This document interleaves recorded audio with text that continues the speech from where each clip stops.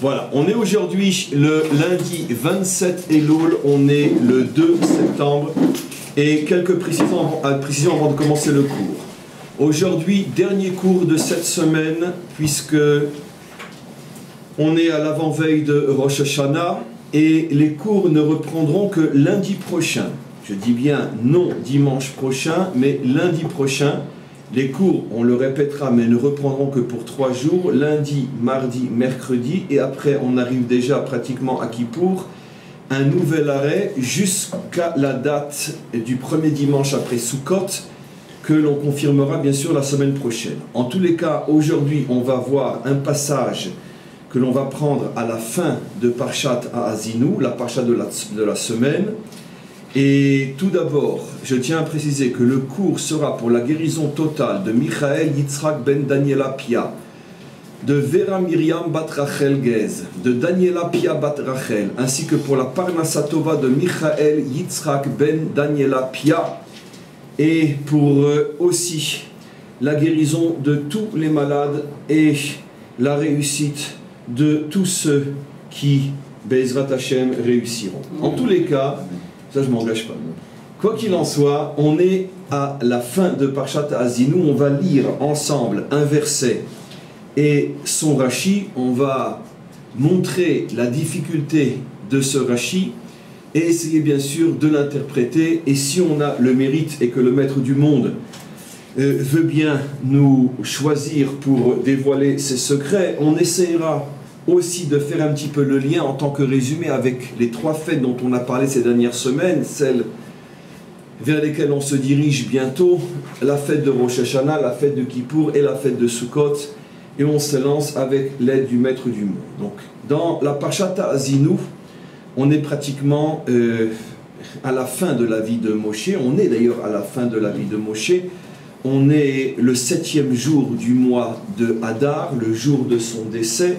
Cette Parshat Ha'azinu a été dite ce jour-là, pareil pour la dernière Parsha de la Torah la semaine prochaine, enfin pas la semaine prochaine puisqu'on la lit comme on le sait pendant la fête de Sukkot, Zot HaBracha, ce sont les dernières parashiot, les derniers enseignements, les dernières recommandations que Moshe fait au Ham Israël. Dans quelques heures, il va se voiler. Et donc, comme on le sait, Moshe ne peut pas rentrer en Eretz Israël. Moshe espère jusqu'au dernier moment, jusqu'aux dernières minutes, il espère que peut-être Hachem va céder, et comme on le sait, Hachem ne cédera pas. Et voici les dernières paroles d'Hachem à Moshe concernant la terre d'Israël. Vaidaber Hachem el Moshe, Hachem dit à Moshe, Be'etzem hayom azeh, mot à mot, c'est justement, ça va être tout le Rashi. Be'etzem hayom hazeh signifie dans l'essence de ce jour, ou en traduction littérale, dans le plein de ce jour, en plein milieu du jour. Les morts, et il lui dit la chose suivante. Allez el Ara Evarim, monte sur cette montagne, à Zehar Nevo, la montagne qui s'appelle Har Nevo, la montagne de Nevo, Asher Be'eretz Moab, qui se trouve dans le pays de Moab, là où se trouvaient les Juifs avant de traverser le Jourdain. Asher Alpene Yericho, qui est en face de Yericho, donc ce sont les montagnes que l'on voit, les montagnes de Moab, quand on est à Yericho. Aujourd'hui encore, les montagnes qu'on voit en face, c'est plus ou moins là que ça se situe. Et donc, regarde la terre de Knaan, Asher ani noten libnei Israël la'achouza, que je vais donner en héritage aux enfants d'Israël, ou met ba'ar Asher ata olé, mais tu ne redescendras pas de cette montagne, tu y montes pour y voir la terre d'Israël une dernière fois, mais aussi pour mourir, puisque Ve'esof el amecha, c'est là-bas que tu rejoindras tes pères, ka'asher met Aaron achicha, comme ce que Aaron ton frère, de la même manière que Aaron ton frère est mort, il est lui aussi monté sur la montagne, c'était Harahar, et il n'en est pas redescendu. Ve'esof el amav, et tu rejoindras tes pères. Et pourquoi je refuse de te laisser rentrer en Israël? On le sait, Al asher me'al tembi betor ben Israël, parce que vous n'avez pas été à la hauteur de ce que je vous avais demandé de faire, et ceci en plein milieu, à la vue de tout Israël, Bimem Ribat Kodesh, ce qu'a cité Nathan hier, lorsqu'il y a eu donc cette bataille pour l'eau et qu'au lieu de parler au rocher, vous avez frappé le rocher, Asher lo kidashtem oti, vous ne m'avez pas sanctifié en ce sens que vous n'avez pas fait ce que je vous ai demandé, Ki mineged tiré, tu la verras de loin, la terre d'Israël, Veshama lo tavo, mais je ne te laisserai pas y arriver, El Haaretz Asher ani noten livnei Israël, car cette terre je la donne aux enfants d'Israël, mais pas à toi. La question qui se pose ici, c'est pourquoi dans le premier verset que j'ai lu, il est dit Be'etzem ayom azé. C'est une expression forte. J'ai traduit dans le sens littéral en plein jour, mais même d'après le sens littéral, on ne voit jamais dans la Torah que quand on parle du jour ou de la nuit, on dit Be'etzem ayom ou Be'etzem alayla, Bayom ou Balayla.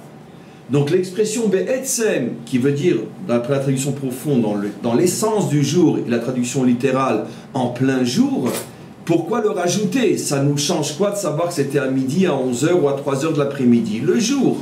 Donc si la Torah précise que c'était en plein jour, il faut croire qu'il y a bien sûr un message que la Torah nous le transmet, d'autant plus que, comme je l'ai expliqué, ce n'est pas l'habitude de la Torah de marquer l'adjectif, je ne sais pas si c'est un adjectif, Etzem à côté du mot Yom. Alors regardez maintenant ce que va dire Rashi, un Rashi un petit peu long, on va le lire, on va l'expliquer au fur et à mesure, et bien sûr, tout le but du cours, ce sera de le décrypter, en posant une question pour mieux le comprendre. Alors, Rashi explique. Sache, Begimel Mekomot, il n'y a que 3 endroits dans toute la Torah où cette expression Be'etzem Ayom figure. Ça veut dire effectivement, ce n'est pas une expression fréquente. Alors, il va énumérer les 3 endroits. Le dernier des 3, c'est bien sûr le nôtre. Mais quels sont les 2 premiers? Nehemar ben Noar, on trouve, à l'occasion du sauvetage de Noar, Be'etzem ayom azé, l'expression Be'etzem. Quand? Be'marit oro shel yom, c'est-à-dire, comme j'ai traduit, Be'marit oro shel yom, en plein jour. Et pourquoi insister en plein jour en ce qui concerne Noar? Les fichayou bnei doro omrim, parce que les gens de sa génération disaient Ben kar ou ben kar, imanu margishim bo, enanu manichim oto likanes bateva. Les gens de sa génération qu'il avait prévenu comme quoi il y aurait le déluge et qui le voyaient faire une arche et qui se moquaient de lui. Alors qu'est-ce que tu fais, Noar? T'apprends à devenir un marin? Tu fais du bateau? Parce qu'ils n'y croyaient pas au déluge.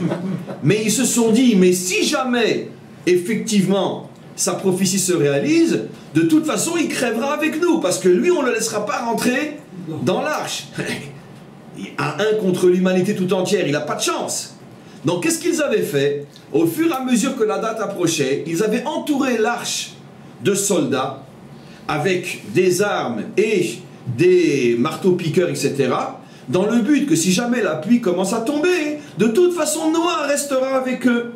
Imanu margishimbo, enanu manichinoto likanes bateva, on ne le laissera pas rentrer dans la teva. Velood, parce que qu'est-ce qu'on va faire? Anu notlim kshilim vekardumot, on prendra des morceaux de fer et des haches, ou mafkim et teva, et on brisera l'arche. Voilà quelle était leur intention. Et Noar le voyait. Et Noar, d'une certaine manière, avait de quoi s'affoler. Parce que lui aussi, finalement, il va mourir. Comment il peut faire face à l'humanité tout entière? Amar Akadosh Baruch Hu, Akadosh Baruch Hu a dit, c'est pour ça que l'expression Be'etzem ayom azé, Areni machniso bechetzi ayom, moi je le ferai rentrer dans la teva en plein jour. Vechol mi sheyesh be'ado koar limchot, et tout celui qui veut m'empêcher de réaliser ma prophétie de sauver Noar et donc de sauver l'humanité, Yavo ve'yimche, qu'il vienne et qu'il m'en empêche. Ça veut dire que qu'est-ce qui se cache derrière cette parabole Be'etzem ayom azé? Ce qui s'est passé, on ne le sait pas trop, mais il s'est passé quelque chose, parce qu'il est clair que quand les premières gouttes violentes, la première pluie violente a commencé à tomber, et que les hommes se sont rendus compte que finalement la prophétie n'était pas si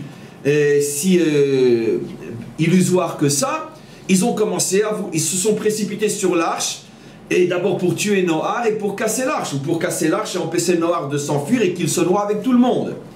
À ce moment-là, il s'est passé quelque chose, c'était en plein jour, à la vue de tous, quelque chose que Rachid ne rapporte pas, mais peu importe, que finalement en plein jour, Noach est rentré et personne ne pouvait empêcher Hachem de faire rentrer Noach dans la Teva. C'est ce que signifie Be'etzem Hayom Hazeh. Quelle est la deuxième fois où il y a marqué le mot Be'etzem? Rachid nous dit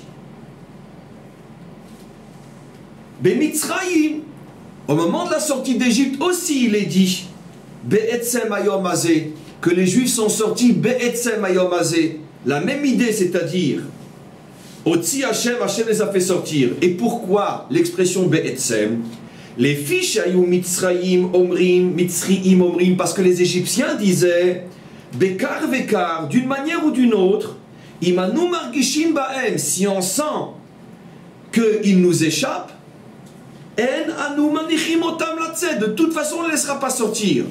Nous, notre intérêt, c'est de les garder en esclavage, parce que ça rapporte, mais si de toute façon on doit les perdre, alors on les préfère morts que vivants d'autre côté.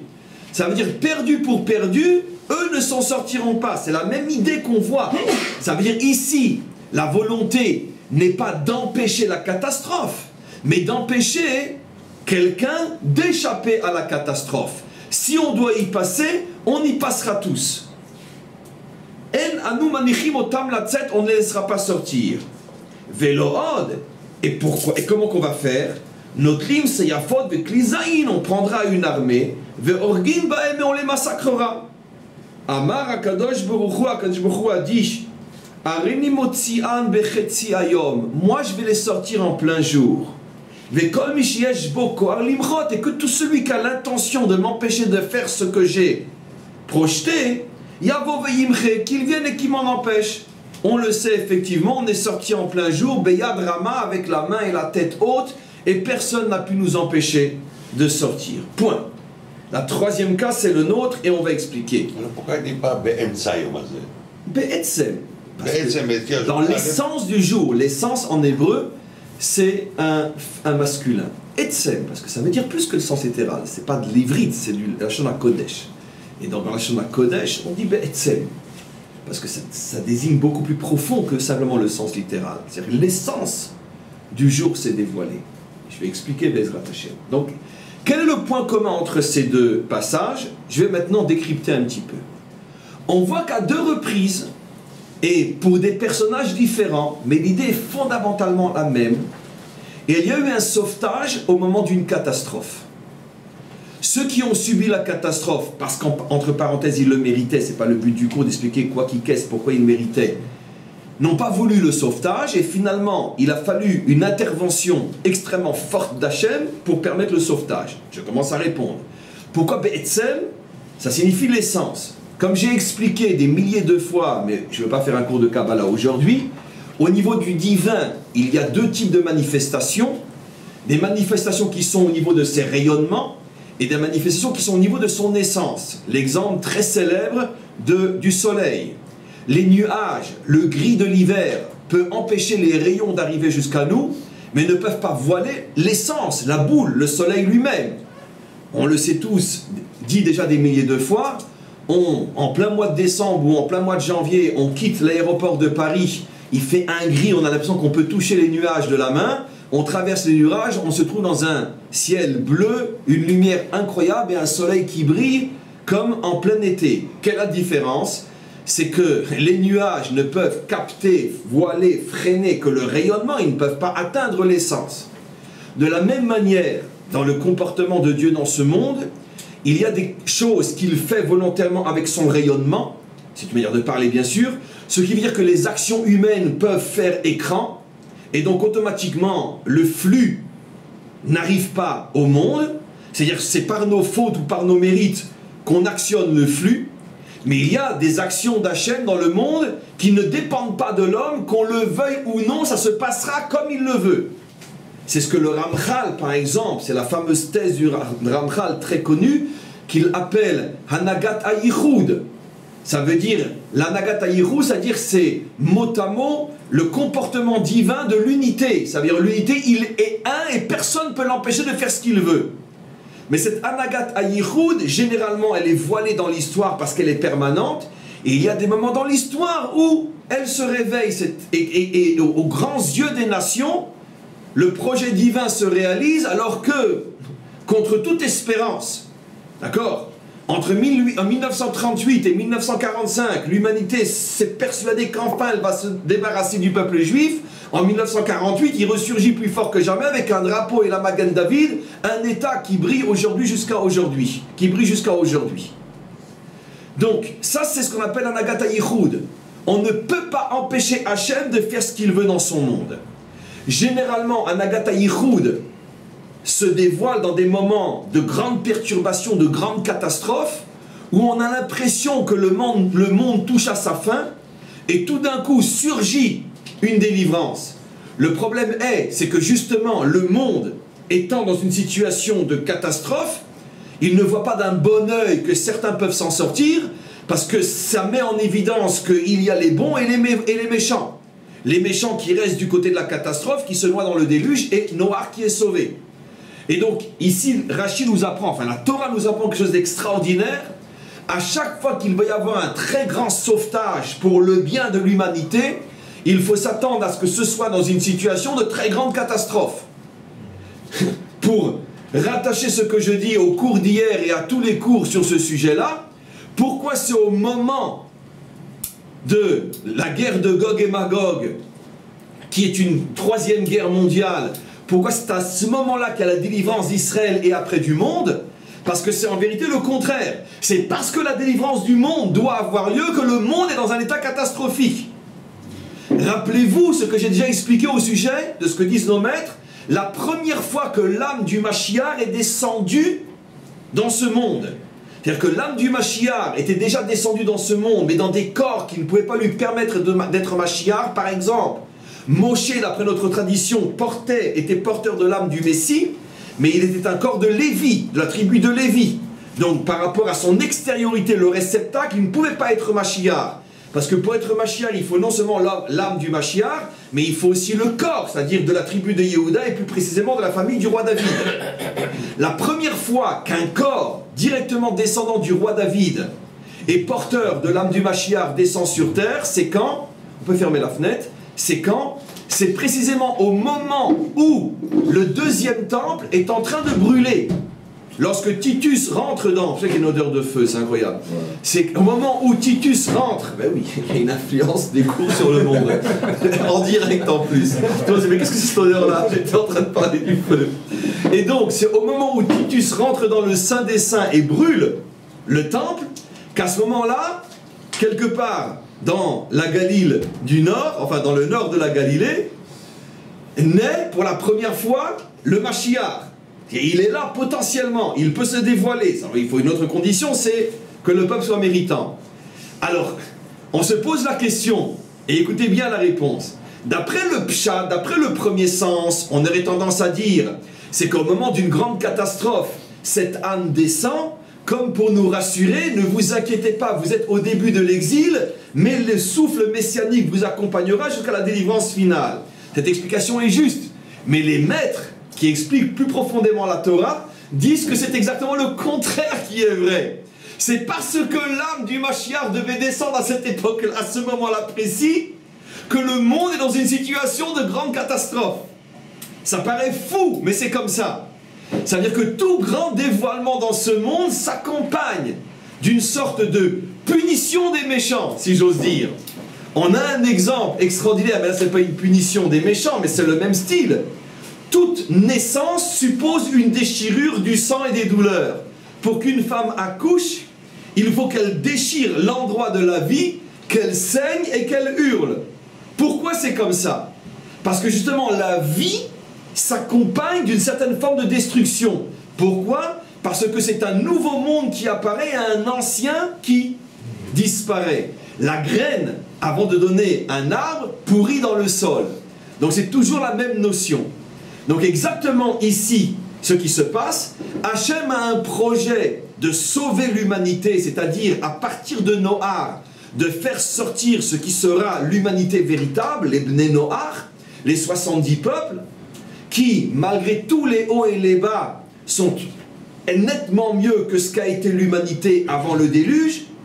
Et donc, pour que cette humanité nouvelle puisse apparaître, il faut que l'ancienne, mais la mauvaise, disparaisse. C'est pour ça qu'au moment d'un sauvetage, il y a la disparition de tout ce qui est mauvais. Mais évidemment, le mauvais ne veut pas se laisser faire, et c'est pour ça qu'il menace le sauver. Tu vas disparaître avec nous.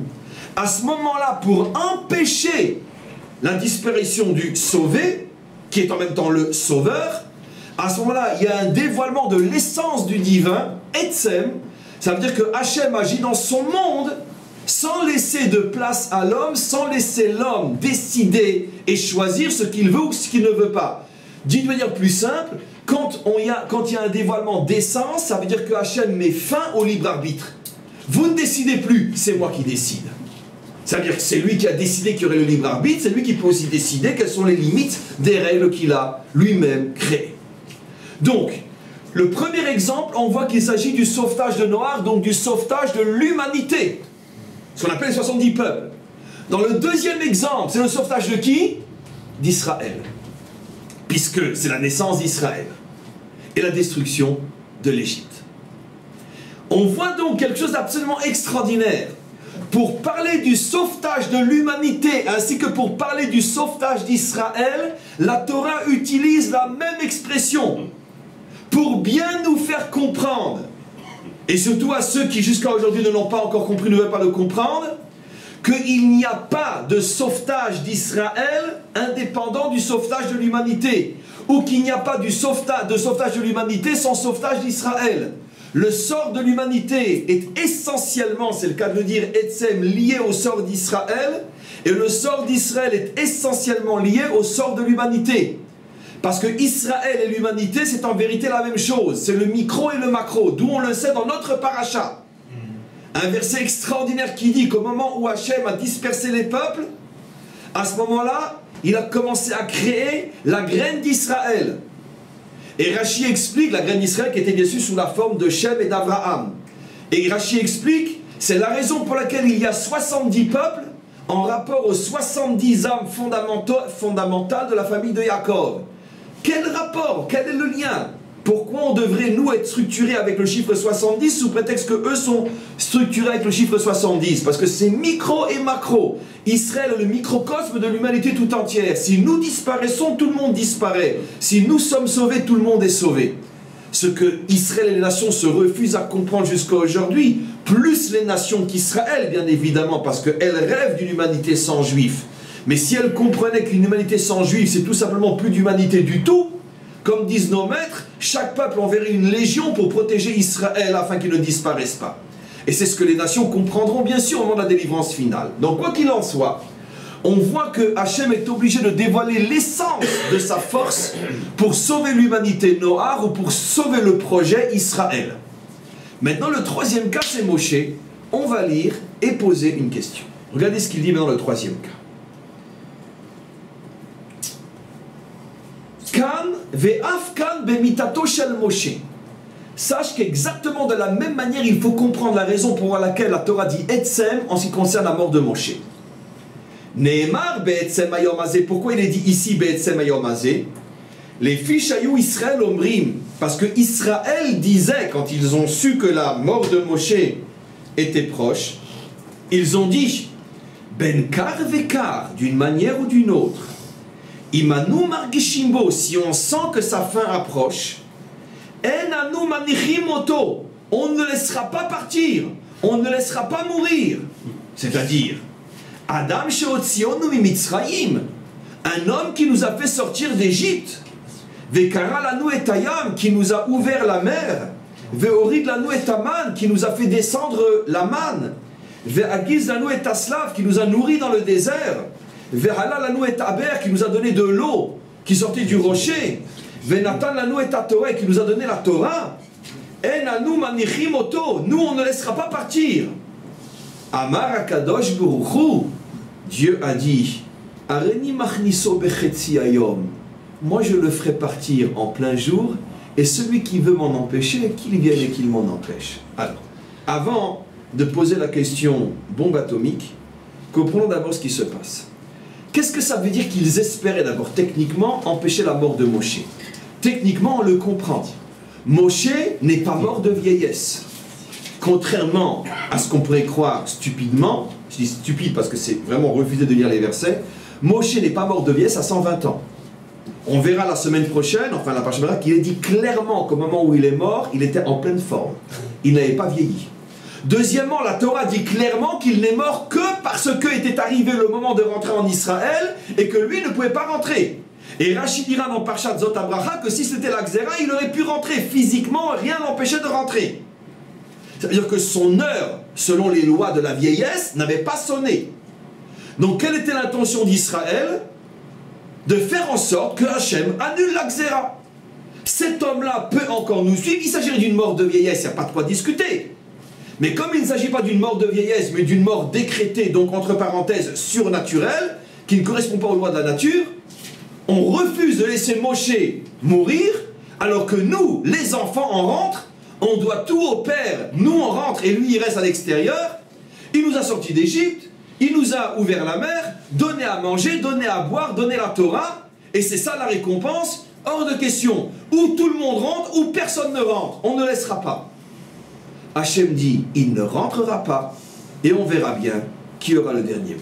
Alors ça c'est la compréhension technique de cette volonté d'Israël de retenir Moshe, donc pas de l'empêcher de mourir physiquement, mais d'annuler le décret, et finalement même Israël n'est pas arrivé à annuler le décret. Et comment il aurait fait ça?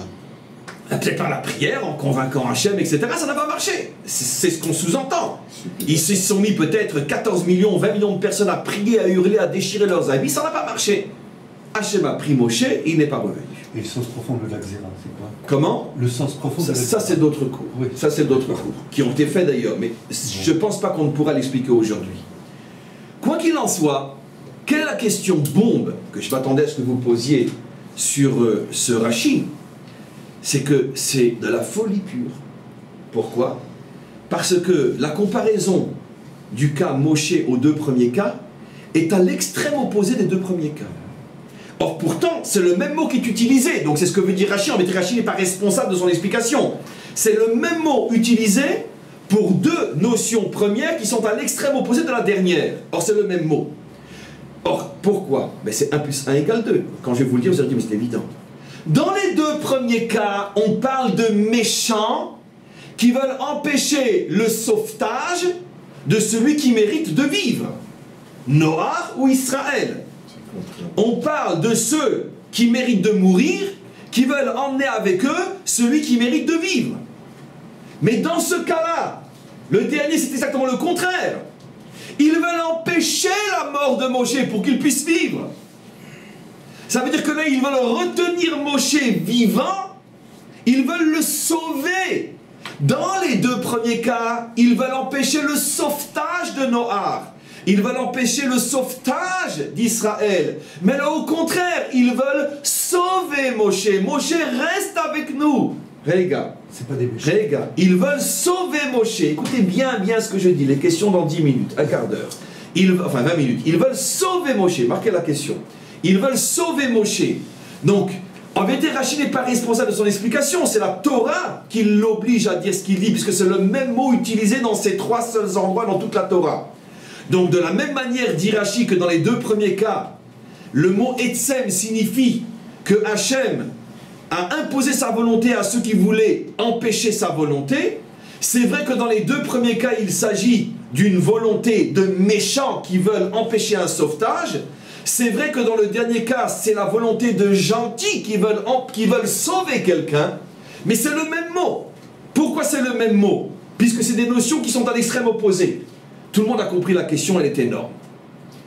Alors, respectons les règles. Encore un quart d'heure, 20 minutes. Croyez-moi, tout le monde va en profiter. Dans un quart d'heure, 20 minutes, un tsunami de questions. Je ne serai là que pour ça. Patience, les amis, patience. D'autant plus que vos questions vont s'affiner au fur et à mesure qu'on va avancer. Et c'est évident que des questions en plein milieu du cours vont m'empêcher, moi, de vous transmettre ce que je veux vous transmettre. Patience. On arrêtera le cours dans un quart d'heure, 20 minutes. On fait 3 quarts d'heure de questions, mais ici, j'ai pas de problème. Donc, si malgré tout il y a comparaison, c'est que forcément il y a comparaison. Eh bien, je retiens mon souffle pour vous dévoiler ce qui est marqué ici. Et c'est d'une puissance, d'une profondeur, d'une sagesse, d'une intelligence tellement juive, hébraïque, c'est tellement thoraïque ce que je vais vous enseigner que finalement, une fois que je vais le dire, comme toutes les choses profondes, elles sont forcément simples, dire mais c'est vrai, comment on n'y a pas pensé? En vérité, la volonté d'Israël de sauver Moshe, c'est pas du tout un sauvetage. C'est en vérité exactement le contraire d'un sauvetage. Parce que qu'est-ce que ça veut dire cette volonté absolue d'Israël de garder Moshe? Cet homme qui nous a sortis d'Égypte, cet homme qui nous a ouvert la mer, cet homme qui a tant fait pour nous, nous ne voulons pas qu'il nous quitte. Mais qu'est-ce qui se cache derrière ça? Qu'est-ce qui se cache? N'ayez pas peur de le dire. Qu'est-ce qui se cache derrière ça? Plus fort encore. Là, c'est là que je vous interroge, vous pouvez le dire. Moi j'ai une idée. Non. Qu'est-ce qui se cache derrière ça? Qu'est-ce qui se cache derrière ça? Il y a la place des maîtres du Qu'est-ce monde. qui se cache derrière ça? Un refus sur Israël. Qu'est-ce qui se cache derrière le fait qu'on veut absolument tenir Moshe? Un manque de confiance. C'est trop vague. Ils ont pris Moshe comme le vrai sauveur, alors c'est pas Non, c'est un Kadosh Baruch Hu, Une le sauveur. exagération Voilà. dans la relation à l'homme.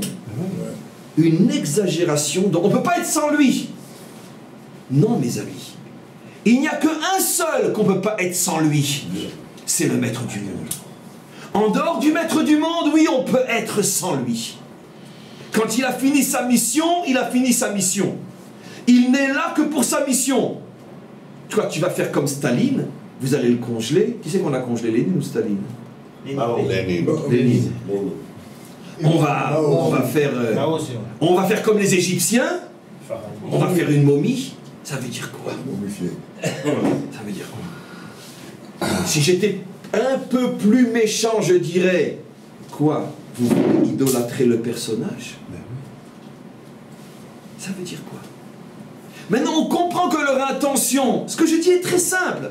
On comprend, marquez les questions, on comprend que leur intention est extrêmement pure. Il a tellement fait pour nous. Mais ça veut dire quoi, il a tellement fait pour nous? Alors maintenant, je vais être très méchant. Qu'il fera encore. Lui a tellement fait pour vous. Moi, j'ai tellement fait pour vous. Lui n'est qu'un instrument. Et moi, je ne disparais pas. Oh! Attention, là, on confond l'artisan et son outil. Combien de fois je vous ai rapporté cet exemple extraordinaire? On refait toute sa maison. On prend le meilleur. Ça va nous coûter très cher. Il vient avec toute sa trousse d'outils, etc. Il a l'instrument pour chacune des choses qu'il doit réparer dans ma maison. Au bout de 3 jours, il me dit, voilà, c'est fini, monsieur, venez découvrir votre palais. J'arrive, waouh! Ah ben, je ne regrette pas l'argent que j'ai investi, waouh! Et je lui dis, où est la trousse à outils? Ah, elle est là, monsieur. Ouvrez-la, je t'en supplie. Il prend le marteau. Merci, marteau! Il prend le pinceau. Merci, pinceau! Je vais prendre une photo du marteau, du pinceau. Il prend le pot de peinture, il s'en met partout, il se délecte. Oh, merci, peinture. Mais attends, s'il y a quelqu'un à remercier, c'est l'artisan. Parce que cette trousse d'outils, si c'est pas celle-là, ça sera une autre. C'est le maître d'œuvre que tu remercies. C'est pas la boîte à outils. Un homme aussi grand soit-il n'est qu'un instrument d'Hachem dans son monde. Le judaïsme authentique se refuse au culte de la personnalité, au culte de l'homme, au culte du juste, au culte du tzaddik. On ne peut pas vivre sans toi, mais qu'est-ce qu'on ne peut pas vivre sans toi? Mais Dieu est là, et lui il est partout. Et même quand il était là, de toute façon c'est pas lui, c'est la force qui l'anime. Ce qui veut dire que si tu t'attaches désespérément à un homme, tu détruis le monde. Et même quand il s'agit d'un homme comme Moshe Rabbeinu. Finalement, je réponds à votre question. Mais d'une manière un petit peu différente. La véritable raison pour laquelle Hachem n'a pas voulu lever le décret, c'est parce qu'il faut qu'Israël s'habitue à vivre sans ces grands. Parce que les grands sont remplaçables. Et il n'y en a qu'un seul qui est constant, c'est le maître du monde. Un seul. Ça, c'est le monothéisme pur et dur. On a besoin de maîtres mais nul n'est irremplaçable. C'est pour ça qu'ils ont fait le photo. Et c'est exactement ça, la faute du veau d'or, que quand ils ont vu que Moshe n'était plus là, on sait que notre tradition, et bien sûr elle est la seule à avoir compris la Torah, dit qu'il ne s'agissait absolument pas d'une faute d'idolâtrie comme on le pense, ça veut dire servir d'autres dieux, c'est tout simplement une inquiétude débordante de qui va être à la tête d'Israël. Maintenant que Moshe a Ishmet, et Néno, on ne sait plus où il est. Or, on ne peut pas nous reprocher de vouloir un modèle conducteur, puisque c'est Hachem qui a décidé de nous envoyer Moshe. Donc Hachem est d'accord qu'on ait malgré tout, dans ce monde, un conducteur palpable. Donc maintenant qu'il n'est plus là, eux, comme ils étaient bien sûr inspirés de toute la culture, la seule qu'ils avaient depuis des siècles, c'est la culture égyptienne, ben faisons-nous quelque chose qui avance devant nous. Mais bien sûr, lui-même, toujours guidé, inspiré par le maître du monde. Et ça, c'était la faute du veau d'or. Moshe n'est pas là, Moshe n'est pas là. Vous avancez tout seul jusqu'à ce que Hachem vous en donne un autre. Et si vous en donne pas un autre, de toute façon, vous avez Hachem. Parce que l'instrument, c'est pas l'artisan. Ce qui veut dire que la Torah ose nous dire ici que de la même manière que si Noach n'avait pas été sauvé, le monde aurait disparu. De la même manière que si Moshe, que si Israël n'était pas sorti d'Égypte, le monde aurait disparu. Si Israël n'avait pas compris le message que laissez partir Moshe, arrêtez de le congeler, eh bien le monde aurait disparu aussi. Et ça n'aurait pas été un sauvetage, mais ça aurait été un déluge spirituel. Voilà ce que la Torah nous apprend ici. C'est ce que j'explique sur la lame du rasoir et le cheveu. Avant d'expliquer un peu plus, je tiens à préciser pourquoi je viens de dire lame du rasoir ou plutôt l'épaisseur d'un cheveu. Nos maîtres disent dans le Talmud, la distance qui sépare la porte de l'enfer de la porte du paradis, j'ai parlé comme un idiot, c'est pas grave, mais c'est pour aller plus vite, c'est l'épaisseur d'un cheveu. On se serait attendu à ce que ça soit quand même deux entités qui soient à l'extrême opposé l'une de l'autre. Et non, l'épaisseur d'un cheveu, c'est-à-dire tu peux très facilement te tromper de porte. Tu crois que tu rentres dans le paradis, mais quand ça commence à brûler, c'est déjà trop tard. Ça veut dire quoi? Parce qu'en vérité, la distance entre le vrai et le faux repose sur un cheveu. Et j'explique. On a un verset fou dans la Torah qui contredit, surtout avec son explication dans le Midrash, je vous invite à le voir dans Midrash Rabbah sur ce verset-là, tout ce que je viens de dire, apparemment bien sûr.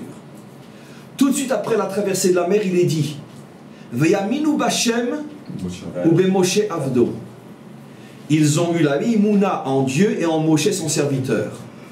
Nos maîtres posent une question que n'importe quel juif qui a du sang monothéiste qui lui coule dans les veines aurait pu poser. Ça veut dire quoi? Dans le même verset, on parle de croire en Dieu et croire en Moshe avec le même mot. On peut mettre Moshe au même niveau que Dieu. C'est pas scandaleux. Et nos maîtres répondent oui. Tout celui qui croit en Moshe croit en Dieu. Celui qui ne croit pas en Moshe ne croit pas en Dieu. Ça veut dire quoi? Ça veut dire qu'effectivement, on ne peut s'attacher à Hachem qu'en passant par Moshe. C'est comme ça que ça marche. Tu ne peux, même si tu es le meilleur artisan du monde, tu ne peux pas peindre avec tes mains. Tu as besoin d'un pinceau. L'exemple que je donne est d'une précision atomique. Tu es le plus grand peintre du monde, mais sans pinceau, tu ne peindras pas. D'un autre côté, une fois que le tableau est fini, j'embrasse pas le pinceau, j'embrasse le peintre. C'est pour ça que l'exemple de l'outil est fondamental. Tu es le meilleur tireur d'élite du monde, mais sans fusil, tu ne pourras pas tirer. Mais quand tu as tiré et atteint ta cible, on ne décore pas le fusil, on décore le tireur. C'est pour ça que la Torah nous dit, si vous imaginez arriver à la Torah sans passer par Moshe, ce qui signifie Moshe et tous les élèves de Moshe jusqu'à aujourd'hui, vous n'arriverez jamais à la Torah. C'est pour ça que seul le peuple juif peut arriver à la Torah, parce que seul le peuple juif est attaché à la tradition. Moshe, Kibel, Torah, Misinaï, Sarah, Yeshua, Yeshua, Leskeni. On a toute la chaîne de la tradition jusqu'au maître d'aujourd'hui. Mais, si vous croyez que on ne peut plus exister sans Moshe, ça, c'est l'erreur que vient réparer Azim, la fin de notre paracha. Ça veut dire que, pour que vous le compreniez mieux encore, je vais vous donner un autre exemple, ce que j'appelle champ de mine. Parce que celui qui n'aura pas le mérite de bien comprendre ce que je dis maintenant depuis l'histoire de croire en Moshe comme en Hachem, il saute sur ce champ de mine spirituel que je mets sous ses pieds. Mais comme j'enseigne pour ceux qui traverseront les mines sans sauter, tant pis pour les idiots qui veulent sauter, c'est parce qu'ils veulent sauter, c'est pour ça qu'ils sauteront. Parce que ceux qui ne veulent pas sauter comprendront très bien ce que je veux dire. On a une très grande histoire, une très grande, très profonde histoire dans le Talmud qui dit qu'il y avait un grand mec qui s'appelait Rabbi Shimon Hamsouni. Rabbi Shimon Hamsouni, lui, a consacré toute sa vie à expliquer partout dans la Torah ce que la formule « et » vient inclure, vient expliquer. Comme vous le savez, dès le premier verset de la Torah, « Bereshit bara Elokim et hashamayim ve'et haaretz » au début, Dieu créa le ciel et la terre.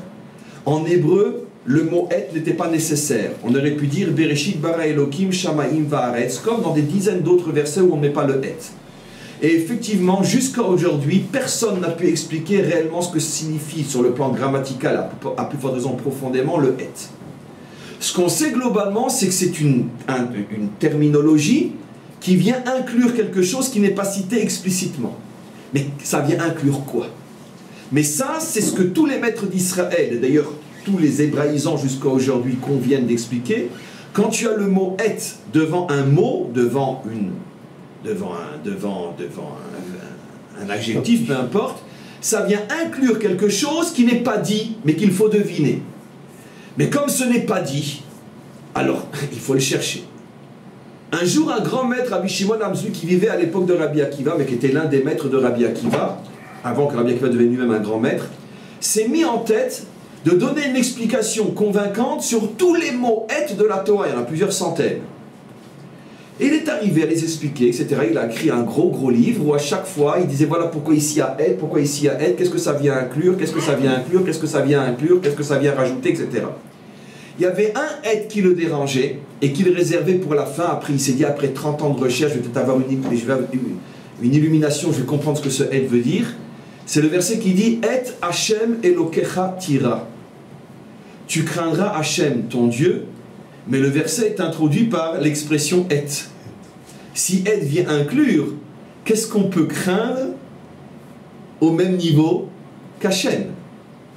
Ça le gênait. Parce que, qu'est-ce qu'on va dire? Craindre quoi? Craindre sa femme, craindre son mari, craindre les Syriens, craindre les Iraniens. Craindre qui autant qu'Hachem? Pour un juif, c'est inconcevable. On ne peut pas avoir peur d'une créature. Autant que l'on doit craindre Hachem. Inconcevable. S'il dit c'est pas grave, j'explique tous les autres, je suis sûr qu'avec le temps, pour me récompenser, Hachem me donnera une idée de ce que cela signifie. Il est arrivé après 20 ans de travail, il ne trouve pas une réponse sur ce être-là. Il rassemble tous ses élèves. 99,9% du livre était déjà fait. Il rassemble tous ses élèves pensent qu'il va annoncer, parce que tout le monde savait que ce être-là n'avait pas été expliqué encore, qu'il va annoncer ce que signifie ce être-là. Et il leur dit, mes amis, mes élèves, sachez que je vous annonce que toute ma théorie est fausse. Tout ce que j'ai expliqué, brûlez mes livres, c'est faux. Pourquoi maître du monde? Pourquoi maître?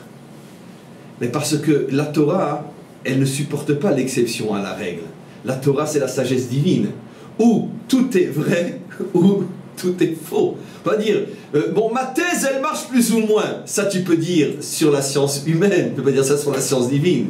Donc, comme j'ai tout essayé et je n'arrive pas à expliquer ce être, ça veut dire que ma méthodologie d'explication, mes axiomes de base et mes théories s'avèrent fausses. Sinon, j'aurais pu expliquer ce être aussi. Kol ma she'amarti lachem ta'ut ibeyadi. Vous imaginez, après 30 ans, un homme qui fait l'aveu qu'il s'est trompé toute sa vie. Les élèves se mettent à pleurer. Maître, je t'en supplie, maître, tu vas pas nous faire ça. Je veux dire, on t'a suivi, nous aussi, toute notre vie.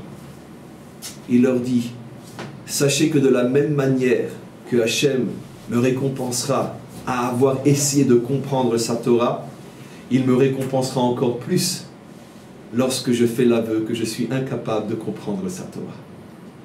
Comme ça il dit. Ça, derech agav, c'est ça un maître. Celui qui n'a pas honte de dire, je ne comprends pas, ou je me suis trompé. À ce moment-là se lève Rabbi Akiva et il dit, Maître, moi je sais ce que le et vient inclure. Et Hashem Elokecha tira les rabot talmidei chachamim. Ça vient inclure les maîtres de la Torah, qu'on peut mettre dans la crainte à ce niveau-là. Les commentaires posent la question, pourquoi a-t-il fallu cette histoire-là pour que Rabbi Akiva le dise, alors qu'il voyait son maître chercher depuis 30 ans? Et pourquoi le maître ne l'a pas dit lui aussi? Vous imaginez que le maître ne pensait pas que si déjà il faut inclure quelqu'un, ça ne peut être que eux. Mais la discussion est simple.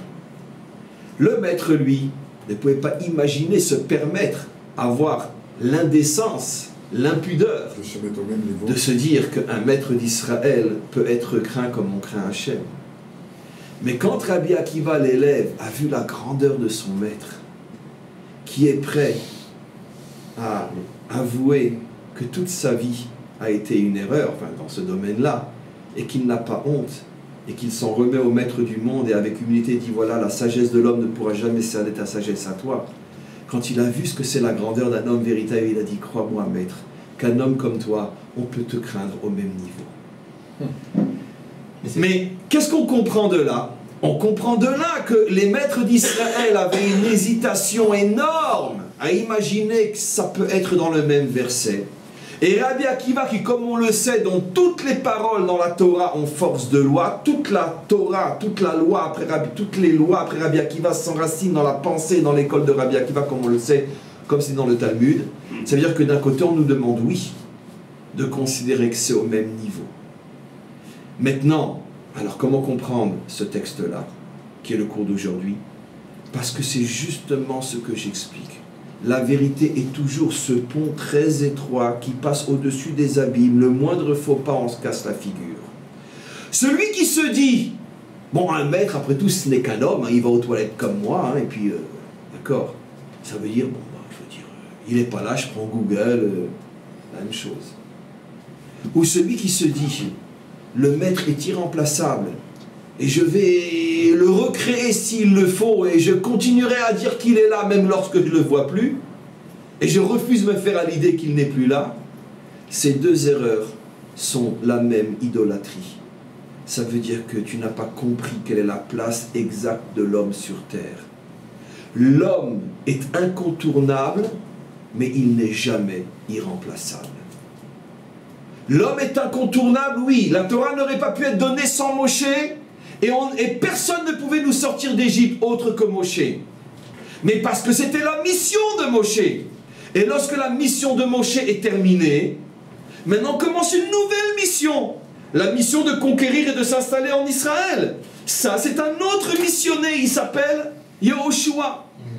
Chacun sa mission. Je ne suis irremplaçable que dans le cadre de ma mission. Pour enfoncer un clou, c'est avec un marteau et pas avec un pinceau. Mais pour peindre un mur, c'est avec un pinceau et pas un marteau. Le problème, c'est que le gouroutisme, ou l'idolâtrie, ou le culte de la personnalité, c'est que tu veux t'obstiner à peindre avec un marteau ou enfoncer des clous avec un pinceau.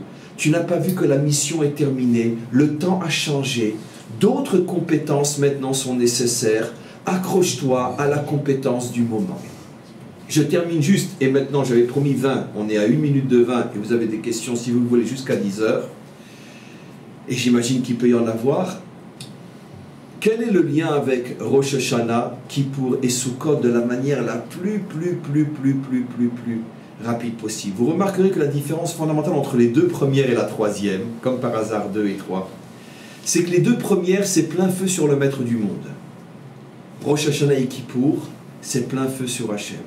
On est devant lui, on tremble, juge-nous bien, pardonne-nous, aide-nous à réparer, etc. La fête de Sukkot, c'est plein feu sur l'homme, puisque c'est quoi?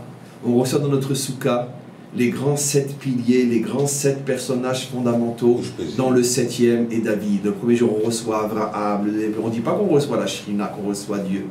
On reçoit les 7 piliers fondamentaux humains qui incarnent la perfection de l'humanité. Pourquoi on commence avec Dieu et on termine par l'homme? C'est tout le message d'aujourd'hui.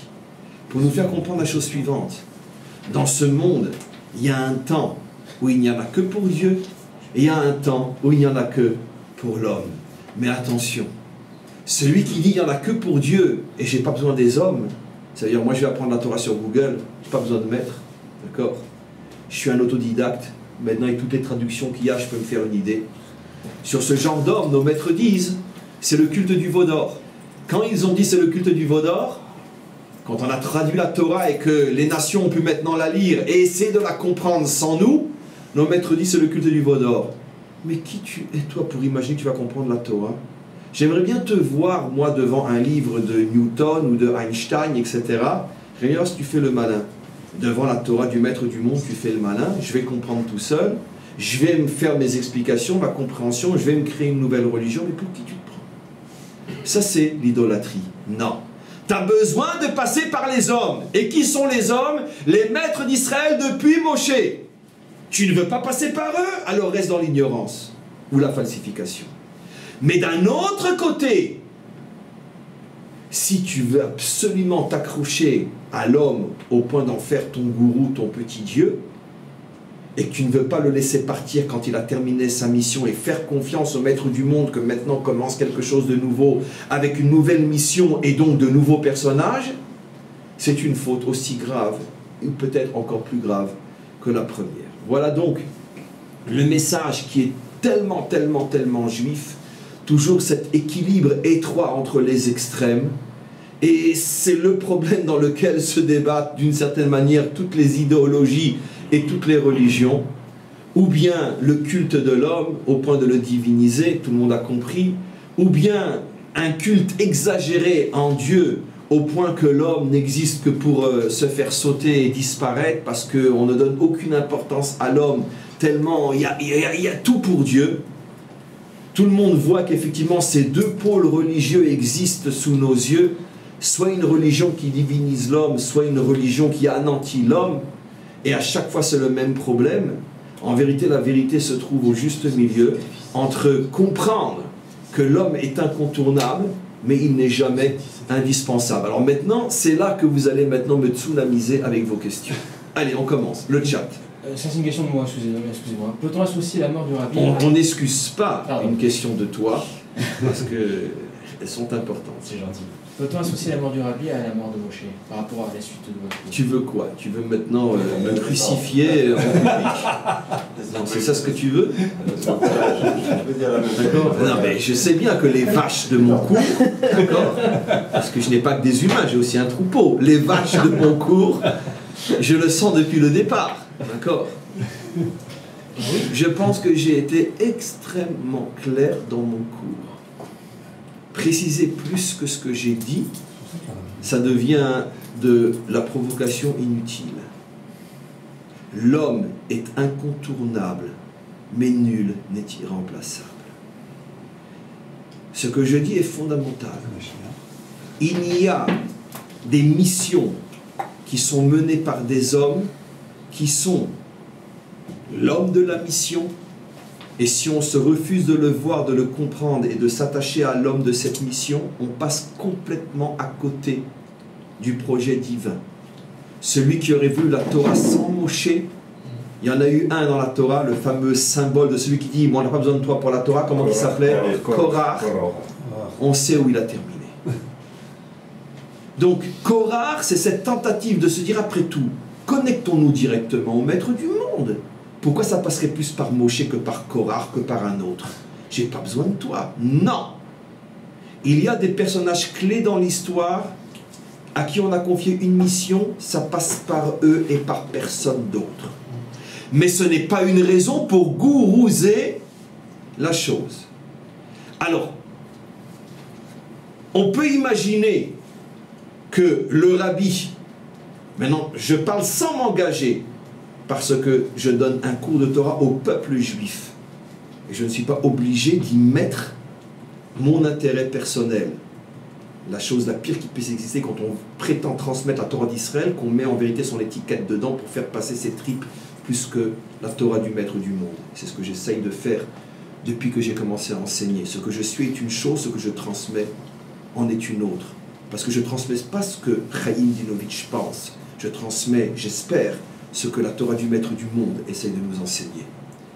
Donc, si la mission de préparer le monde à la délivrance finale dans notre génération a été confiée au rabbi, et je pense que ce que je dis fait l'unanimité, c'est incontournable. Tout celui qui veut se préparer à la délivrance sans passer par l'œuvre, les enseignements et le personnage du rabbi, c'est comme s'il était un Korach qui veut recevoir la Torah sans Moshe. Mais d'un autre côté, toute tentative de diviniser, gourouser, congeler le personnage plus que son enseignement lui-même, au point que finalement on est attaché plus à la chair qu'à l'enseignement, toute tentative de ce genre est formellement condamnée par la Torah telle que j'ai expliqué dans le cours d'aujourd'hui. Ce que je dis est vrai pour lui, pour d'autres avant lui, pour d'autres après lui. Ce que je dis est la chose la plus délicate et la plus subtile, la plus difficile à atteindre. Comment je peux en même temps être attaché à un missionné en sachant que ça ne peut passer que par lui, et en même temps faisant très très attention de ne pas faire du fétichisme ou du gourouisme ou de la divination, piège dans lequel tombe malheureusement la grande majorité des hommes. Oui. Non, mais justement là, sur cette question, c'est intéressant la comparaison entre Moshe et le Rabbi, parce que finalement dans le verset, là apparemment dans ce que dit Rashi, c'est que Israël voulait garder Moshe avec lui. Oui. Que en fait. Or en fait, qu'est-ce qui s'est passé finalement? On a toujours Moshe. Mais donc comme enseignement, la Torah et le patrimoine de Moshe. C'est exactement, la même chose dis. pour le Rabbi. Le Rabbi reste à travers son enseignement. Mais c'est plus fort que ça encore. Je vais te donner une réponse, mais qui est vraie pour n'importe quel personnage. Pour n'importe quel personnage authentique des maîtres d'Israël.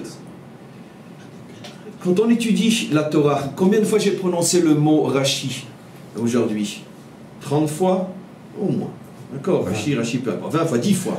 Est-ce que j'ai dit la formule consacrée aux défunts, Zichrono Libracha, que son âme soit en paix ou son souvenir soit béni? 0. Et pourquoi si quelqu'un le faisait, tout le monde rigolerait? Pourquoi? Alvaï, que tu sois aussi vivant que lui. Pourquoi?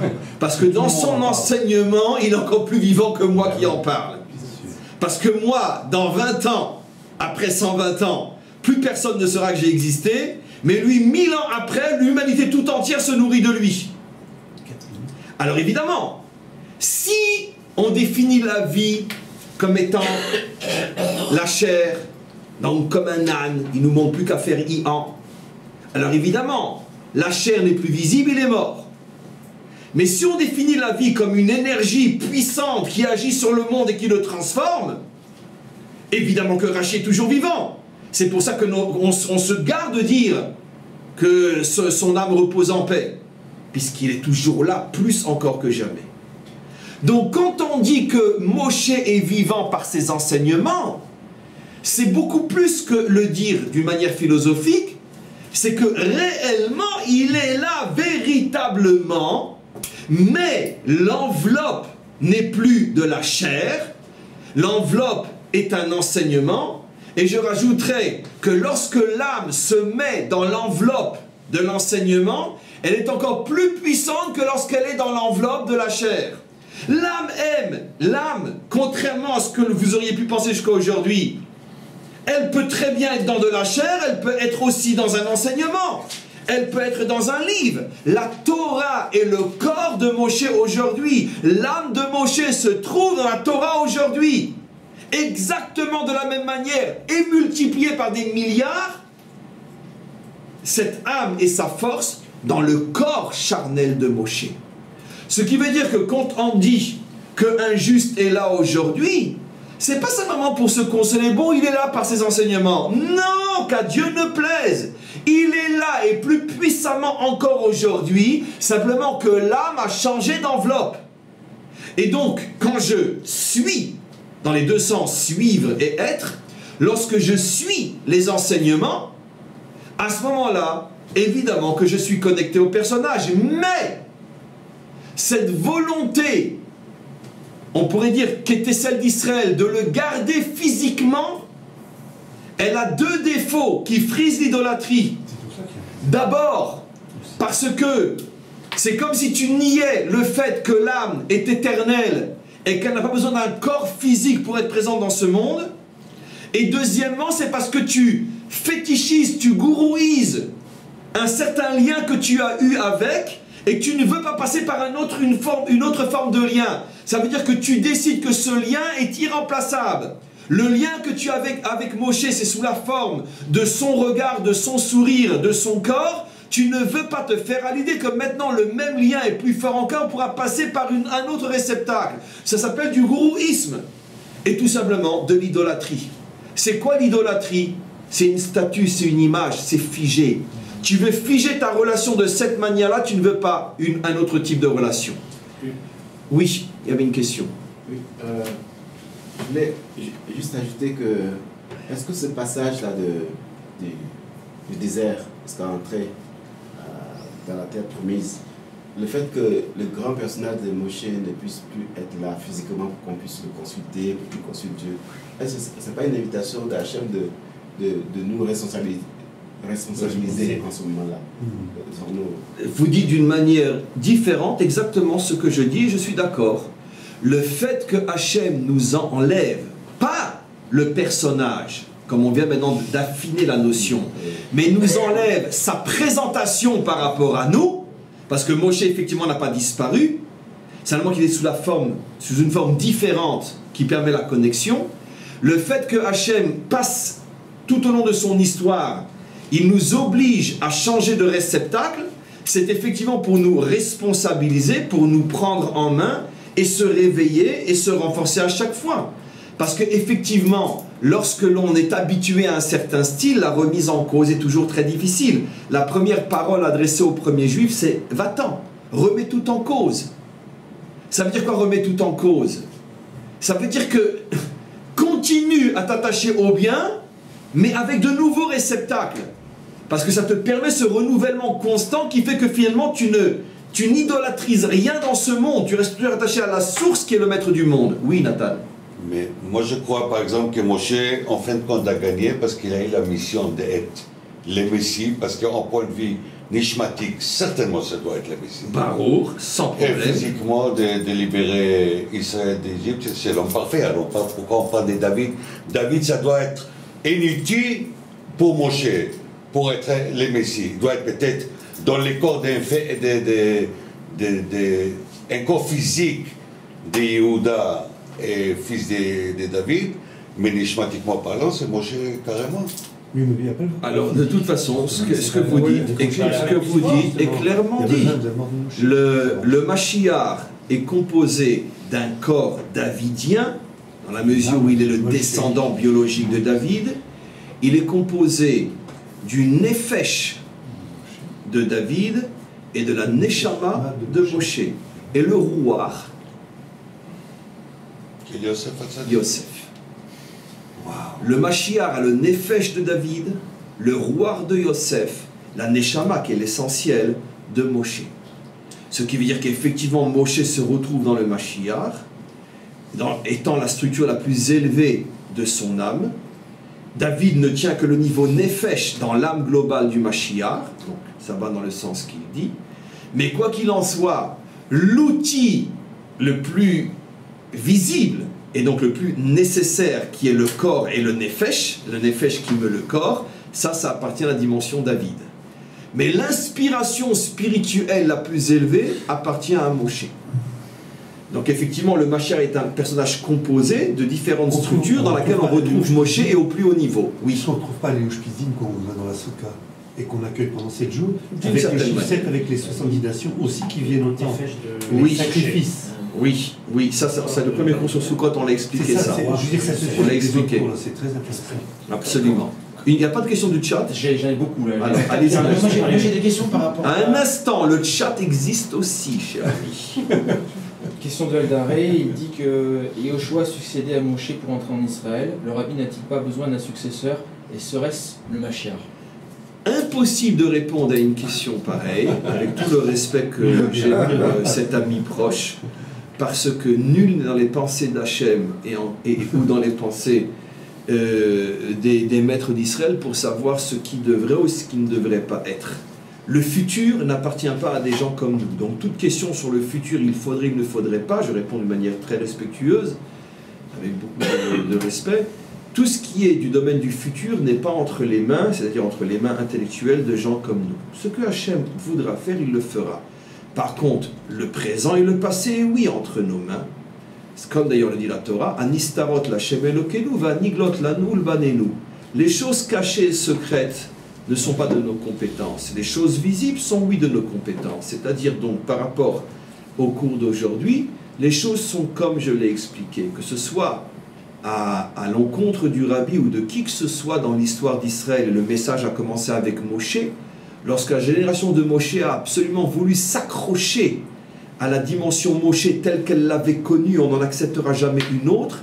À ce moment-là, Israël a frisé l'idolâtrie et a été considéré comme un destructeur potentiel du monde, au même titre que ceux qui voulaient empêcher le sauvetage de Noach ou d'Israël. Aussi incroyable que ce soit, ce cours est d'une simplicité profonde tellement forte que je m'en étonne moi-même, parce que plus j'entends ce que j'ai, plus je me rends compte que c'est l'une des clés les plus grandes dont notre génération a besoin aujourd'hui. Quoi qu'il en soit, avec la précision qu'on a apportée et affinée grâce à vos questions, il est hors de question d'imaginer que Moshe a disparu. Moshe est présent. Simplement, ce qu'il faut accepter, c'est que l'enveloppe, le réceptacle qui permet aujourd'hui la connexion, est différent, et je rajoute, mais plus fort que jamais. Il y a le peuple qui doit être sur sa terre, c'est ce que vous disiez. Comment ? Le peuple doit être aussi sur sa terre pour ça. Est-ce qu'il y a une explication pour laquelle Moshe, aller au Kever, que ce soit Moshe, on ne sait pas où il est enterré, Rachi ne fait pas partie des grands pèlerinages. Parce qu'on ne sait pas trop où il est enterré, il faut savoir. Il y en a qui disent qu'il est enterré à Troyes, mais la tradition la plus connue, la plus acceptée, c'est qu'il a été enterré en Allemagne, on ne sait pas trop où. Sur les bords du Rhin. Et des grands auprès desquels on ne va pas en pèlerinage ou à la tombe, alors qu'il y en a d'autres auprès desquels maintenant c'est devenu Rami Beir Balanès, Aouman, etc. Donc est-ce qu'il y a une symbolique? J'ai déjà consacré un cours à cela en disant que l'origine d'aller pèleriner sur la tombe des justes, l'origine est dans la Torah elle-même. Le premier duquel on l'apprend, c'est Caleb qui a été sur la tombe des pères au moment donc de l'avant-faute des explorateurs. Et depuis, ça a toujours été une tradition thoraïque, donc extrêmement sérieuse, que le peuple juif a toujours respecté et vécu. Maintenant, comme toujours, le danger de se tromper d'adresse est évident. Mais encore une fois, c'est pas parce que une vérité est dangereuse que l'on doit passer à côté ou la refuser. Ça veut dire que, évidemment, qu'au niveau du simple d'esprit, qui souvent sont la majorité, on va sur la tombe d'un juste et on ne sait plus si on prie le juste ou si on prie Hachem. Ces déviations existent, on les connaît. Mais ce n'est pas parce que la déviation existe que la vérité doit être masquée. À votre réponse, il y a un texte dans le Talmud extraordinaire qui est la réponse à toutes ces questions-là. Un jour, un élève a demandé à son maître, mais pourquoi Hachem ne détruit pas toutes les idoles et comme ça il n'y aurait pas d'idolâtrie? Alors le maître a répondu, mais dans ce cas-là, les premières idoles qu'il devrait détruire, c'est la lune et le soleil, puisque c'est les cultes les plus répandus, le culte du soleil ou le culte de la lune. Et il répond, est-ce qu'à cause des idiots, on va priver le monde de la lune et du soleil? Les idiots seront toujours des idiots, mais le monde a besoin du soleil et de la lune. De la même manière, parce qu'il y a des idiots qui falsifient les vérités, alors il ne faut pas la vérité. Donc, il y a une notion très importante qui fait que se retrouver sur la tombe d'un juste et à ce moment-là évoquer Hachem à cet endroit-là, c'est porteur d'énergie qui facilite la connexion avec le maître du monde. Mais la déviation est évidente et possible, mais ce n'est pas à cause des idolâtres qu'on va détruire la lune et le soleil. Encore une question du chat. Ne faut-il pas écouter plusieurs enseignements de maîtres différents pour ne pas justement tomber dans l'idolâtrie? Excellente question. Qui pose cette question? Martine Després. Alors, de toute façon, il faut savoir que toute question juste a forcément une trace dans la Torah d'Israël. Cette question est explicitement traitée dans le Talmud. Nos maîtres disent oui et non.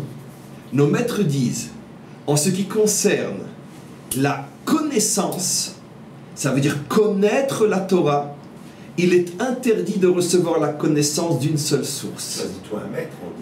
Regarde, la connaissance, il faut au contraire recevoir de nombreuses sources. Parce que la Torah est composée de 70 et beaucoup plus facettes qui doivent tous être connues. Comment je peux étudier que le Talmud et le Zohar? Comment je ne peux étudier que le Zohar et la Mishnah? Comment je peux étudier que la Mishnah et le Chumash? Comment je peux étudier que Rashi et Ramban? Comment je peux étudier que Maïmonide et un autre, etc. Mais comment je peux étudier que la Chassidoute et le Gaon de Vilna? Comment je peux étudier que le Gaon de Vilna et la Chassidoute? Comment je peux étudier que le Tanya et le Likutei Moharam? Comment je peux étudier que le Likutei Moharam et les Orot du Rav Kook? Comment je ne peux étudier que les Orot du Rav Kook et le Sfat Emet? J'ai le devoir, si j'en ai les capacités bien sûr, d'apprendre la Torah auprès de tous les maîtres qui ont dévoilé chacun une facette de la Torah. C'est ce que dit le Talmud. Mais, je ne peux pas me comporter selon tous les maîtres. Parce que très souvent, chacun me demande un style de vie différent. C'est normal. Je dois forcément calquer ma vie sur un modèle et pas 36. Sinon, dit le Talmud, je deviens fou. Je tranche mon comportement sur un, mais j'apprends de tous. À quoi ça répond? À quoi ça ressemble? Non, le Shulchan Aruch, c'est uniquement ce que tu fais pas. C'est pas que ça le judaïsme, c'est pas une boîte à faire ou pas faire le judaïsme. Allez-nous. Il y a aussi toute la construction de l'être qui n'est pas dans le Shulchan Aruch. Il tranche par rapport à toutes les décisions. Le faire et le pas faire, mais le Shulchan Aruch ne tranche pas sur comment construire mon âme. Le Shulchan Aruch, c'est de la cuisine. Ça veut dire que comment tu cuisines, avec tout le respect à la hauteur de cette cuisine, qui est la cuisine la plus haute du monde. Mais c'est pas encore tout l'être juif, le Shulchan Aruch. Une fois que je connais le Shulchan Aruch, je sais ce que je mange et ce que je mange pas. Et mon être, là-dedans, comment il se construit? Sans les maîtres d'Israël qui construisent l'âme et l'être. Donc, si tu trouves, alors tant mieux. Moi, j'ai pas trouvé. Maintenant, je continue. Quoi qu'il en soit, l'exemple, le meilleur qu'on peut donner à cela, c'est tout simplement le mariage. Je veux dire, toutes les femmes d'Israël sont pieuses et vertueuses. Mais tu peux te marier qu'avec une. D'accord? Il n'y en a qu'une avec laquelle tu vas faire ta vie. Parce que si tu veux faire ta vie avec plusieurs en même temps, ça s'appelle quoi? Petit cochon dégueulasse. Exactement. Qu'est-ce que ça veut dire? Donc, tu te maries avec une. Depuis Rabbeinu Gershom, il faut Non. Ce que parce qu'à la fois, il va épouser non, mais non. Même ce que vous dites est faux. Parce que même dans le contexte biblique de Yaakov qui a eu 4 femmes, ça reste malgré tout 4 engagements et responsabilités qui font que c'est pas du papillonnage et la maîtresse et la copine. Non, mais je donne une réponse fabuleuse. Écoutez, respectez. Quand je dis petit cochon, je dis aujourd'hui toi, demain une autre, et va te faire voir, je m'engage pas. T'engager, c'est ce qu'on appelle le mariage. La Torah a conçu que dans un style de civilisation qui n'a plus rien à voir avec la nôtre, c'est pour ça que pour nous c'est interdit aujourd'hui depuis des millénaires, depuis des siècles, il y a eu un style de civilisation où un homme pouvait s'engager avec 3 ou 4. Nos maîtres disent, de toute façon, 4 c'est le maximum, la preuve Yaakov. Mais c'est un monde que l'on ne connaît pas, auquel on n'aspire pas, et qui ne reviendra jamais. Nos maîtres affirment tous que même après la délivrance finale, on ne reviendra jamais à 2 femmes, toujours une. Parce que le monde, en ce sens-là, a positivement changé. Mais même à l'époque où c'était 3 ou 4, c'était tu t'engageais, c'est pas ta maîtresse. Tu t'engages, tu vis avec, tu en fais ta reine, avec tout ce que ça comporte comme difficulté. Donc c'est pas du petit jeu, c'est pas du cochon, c'est de l'engagement. Maintenant, je reviens maintenant à ce que j'explique. Toutes les femmes d'Israël sont vertueuses, mais tu ne te maries aujourd'hui et pour l'éternité qu'avec une. C'est-à-dire que tous les maîtres d'Israël ont quelque chose à m'apporter, mais je ne m'engage qu'avec un. Maintenant, il peut aussi y avoir un divorce. Il peut y avoir un décès. Dans ce cas-là, il faut te remarier. Mais au moment où tu es marié, Il n'y en a qu'un. Ça veut dire que tu peux, à un moment dans ta vie, t'attacher à un maître, et puis après, pour des besoins de construction, tu t'attaches à un autre maître. Mais tu ne t'attaches au même moment qu'à un seul maître. Tu ne peux pas être ça et ça en même temps. Sinon, ça devient de la polygamie, ce qui est interdit pour les juifs aujourd'hui. Tu dois choisir selon quel modèle tu construis ta vie. À quoi ressemblent ceux, si déjà on parle de ça, qui dit non, ben moi j'apprends de tout le monde, je suis avec tout le monde il est beau, tout le monde il est gentil, etc. J'ai appelé ça dans des dizaines de cours des célibataires spirituels. Ils s'engagent jamais.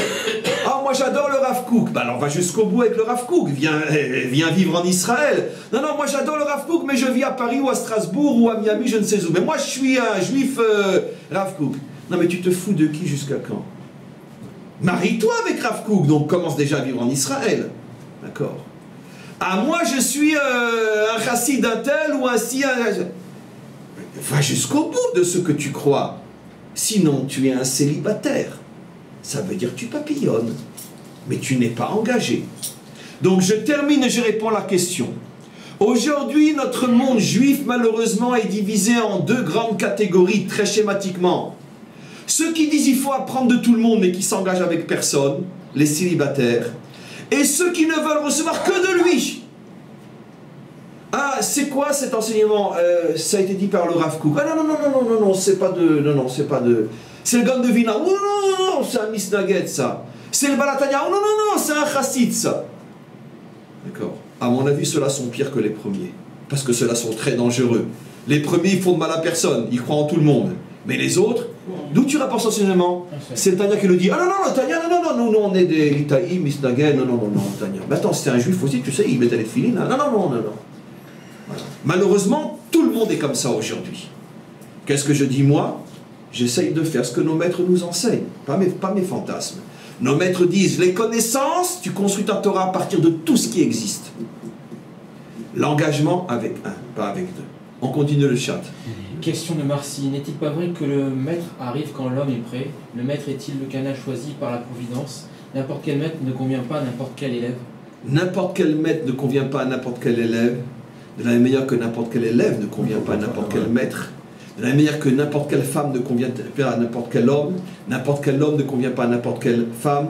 N'importe quels enfants ne conviennent pas à n'importe quel parent. N'importe quel parent ne convient pas à n'importe quel enfant. N'importe quel associé ne convient pas à n'importe quel associé, etc.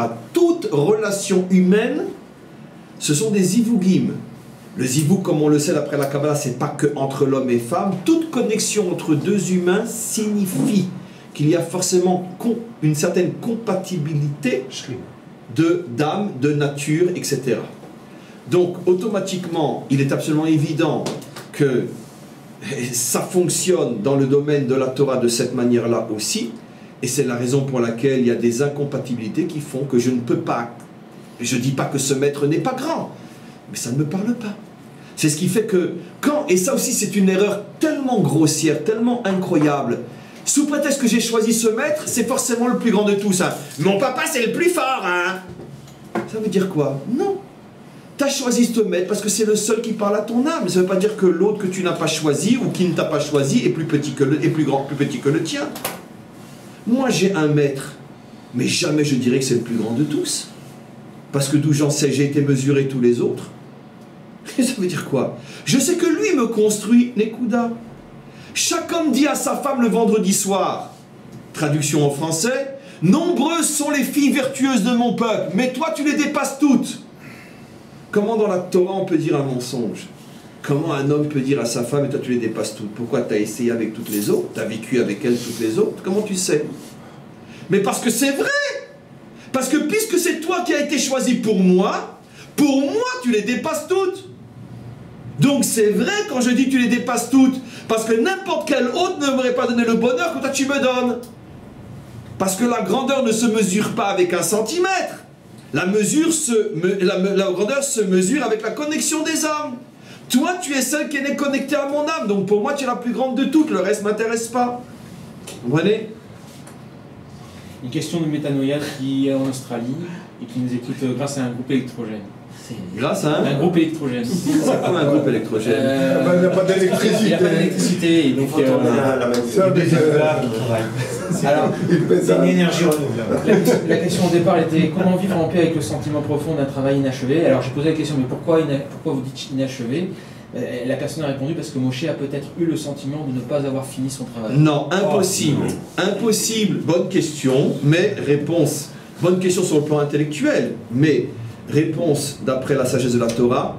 Hachem ne laisse jamais un juste authentique partir de ce monde avant qu'il ait réalisé sa mission. Même s'il part à 38 ans comme le Ari Akadosh, ou comme Rabbi Nachman de Breslev, ou comme d'autres. C'est pas l'âge, c'est la mission. À partir du moment où un juste authentique quitte ce monde, et le plus authentique de tous, Moshe Rabbeinu, forcément il a terminé sa mission. Le problème c'est qu'il n'y a que le maître du monde qui le sait. Mais au moment, c'est pour ça que Moshe s'est battu pour continuer, mais au moment, c'est-à-dire au moment, ça peut être les derniers jours et les dernières heures, au moment de sa mort, il prend conscience que oui, effectivement, il a terminé sa mission et il meurt d'une manière sereine, avec le sentiment profond d'avoir réussi. Donc, un juste authentique, ça ne peut pas lui arriver, et un homme standard, ça ne peut pas lui arriver non plus, parce que comme il ne se pose pas la question, il n'a pas de problème non plus. Comme il n'a jamais pensé qu'il avait une mission sur Terre, donc il n'a pas le problème de se dire, tiens, pourquoi je pars maintenant et pas avant. Mais il était à Arnevo, il a vu tout l'avenir d'Israël, mais il savait qu'il allait arriver de cette façon ou une autre en Israël. Il savait donc qu'au niveau de son âme, il reviendrait quoi qu'il en soit. Mais au niveau de cette tranche de vie, il a compris au moment de sa mort que de toute façon, il avait tout accompli. Alors, on va poser encore une dernière question. Moi, j'ai deux questions. Alors, deux questions. Non, mais comment on peut comprendre ce enseignement de Rashi Oui. par rapport à ce qu'on dit dans Vayeler? Parce que dans Vayeler, on dit que Moïse fait comprendre. Moshe fait comprendre au peuple en fait qu'il doit partir, qu'il ne peut pas rester oui. ici-bas. Et apparemment, d'après ce que dit Rashi et Or Haïm aussi, on dit que le peuple là comprend par allusion que Moshe va partir. Nachon. Alors c'est contradictoire, parce qu'après on nous dit qu'il voulait le garder, qu'il voulait qu'il reste là. Oh, Olivier, la Torah a été donnée à des humains, pas à des philosophes, qu'à Dieu ne plaise. J'explique. Quand quelqu'un a le mérite de quitter ce monde, sa femme, ses enfants, ses petits-enfants, petits-enfants, à l'âge de 120 ans, tout le monde comprend que le moment est arrivé. Et alors, pour autant, on ne pleure pas, on accepte. Non, on n'accepte pas. Il y a la compréhension, il y a les tripes. Donc au niveau de la compréhension, tu peux comprendre que la mission est réalisée. Mais quand ça y est, il faut que Moshe s'en va, c'est plus la tête qui parle, c'est les tripes. Et Moshe partir, c'est pas possible. Ne me quitte pas. C'est impossible. C'est qui chantait ça? Gilbert Bécaud. Donc Jacques Brel. Ça va. J'ai le droit de me tromper dans la chanson française. Mais c'est un bel. J'ai le droit. Mais j'ai le droit de me tromper. D'accord. J'ai le droit de me tromper dans les enseignements de Torah, mais j'ai le droit de me tromper. Voilà. Mais quoi qu'il en soit, là, c'est un rachis de tripes. Ça veut dire que non, tu vas pas nous quitter, Moshe. Mais c'est généralement les tripes qui sont plus dangereuses que le cerveau, parce que généralement, l'idolâtrie, c'est généralement la conséquence de la voix des tripes plus que la voix du cerveau. Parce que la voix du cerveau, tout le monde comprend. Ça y est, Moshe à 120 ans, laisse-le partir. Mince, alors la vie s'arrête pas là. Tu vas pas le congeler, Moshe. Mais les tripes ne fonctionnent pas comme ça, parce qu'on est trop attaché à lui, on le veut absolument toujours là. Oui. Un instant. Non, monsieur. Chacun son tour. Pas chacun mon tour. Vas-y, allez-y. Sur le Rashi, si je vais revenir sur le sens, les deux premiers, Betsem et Ayom, concernent les méchants qui veulent empêcher le sauvetage, oui. on a dit. Mais le troisième, on retrouve ce qu'on a trouvé dans la paracha de... C'est les gentils. C'est ceux qui veulent sauver. Mais c'était mon cours. Oui, non, mais c'est la question, tu choisiras des vies. Oui, mais c'est tout mon cours. Oui, c'est ça. J'ai expliqué dans ce cours que des fois, une bonne intention peut être catastrophique. Ce que j'ai expliqué, c'est que leur bonne intention était aussi destructive. Le monde entier, à un moment donné, et c'est ça quand même la parole de Machlar, c'est que le monde entier va se rendre compte que par rapport à ce qui se passe, par exemple autour de nous, dans les pays qui nous avoisinent, qui ne sont pas des shrenim pour l'instant, ils sont plutôt un peu loin de nous, ils n'ont pas la Torah. C'est-à-dire que la Torah, elle va être connue à partir du moment où on va comprendre ce troisième Rashi, ce troisième Be'etzem Hayom, qui concerne le tu choisiras la vie. D'accord, absolument. Mais choisir une sur le critère de la Torah. Mais le choix de la vie que eux ont fait pour Moshe n'était pas le bon. Par la mort de Moshe. Ok, ça veut dire que des fois, ce que Hachem appelle la vie passe par des chemins différents. Eux étaient persuadés qu'en dans Moshe, ils sauvaient la vie. Et Hachem leur fait comprendre qu'en voulant garder Moshe, vous détruisez le monde. Atkan, j'en profite. Non, j'ai une question parce que. J'ai une question, mais j'ai plus de réponse. Ça veut dire quoi? Ça veut dire, en fait, la crainte de Moshe Rabbeinu, en fait, alors. Oui. D'après ce que vous avez expliqué, c'est ça? Oui. Bon. Alors, si c'est ça, Oui. dans la Haggadah de Pessah, il n'y a pas une seule fois la référence à Moshe Rabbeinu. Nahon, ça alors, confirme comment le on peut coup avoir une d'aujourd'hui. crainte de Moshe Rabbeinu si on ne fait pas de référence à lui? Parce qu'on ne fait pas référence à Moshe dans la Haggadah, mais on fait référence à Moshe partout ailleurs. Même la première phrase, le premier verset qu'un juif apprend à son fils, c'est Torah Tziva Lanu Moshe. Au lieu de dire Tziva, Torah Tziva Lanu Hachem. On dit Torah Tziva Lanu Moshe, je te laisse réfléchir sur cette réponse. Non, mais ça veut dire que la crainte des maîtres, la crainte de Moshe Rabbeinu, ça passe aussi, de fait, passe par l'absence aussi des fois. Oui, c'est le cours d'aujourd'hui. Parce que pour mieux apprécier, il faut savoir aussi se séparer. J'en profite pour ces 2 dernières minutes pour vous souhaiter à tous, pour nous souhaiter à tous, à ceux qui sont ici présents, à ceux qui sont derrière le monde virtuel qui est bien réel. On se souhaite à tous une très bonne nouvelle année. La prochaine fois qu'on se revoit, c'est lundi prochain. On sera déjà dans la nouvelle année. Tafshin Aïn Dalet 5774.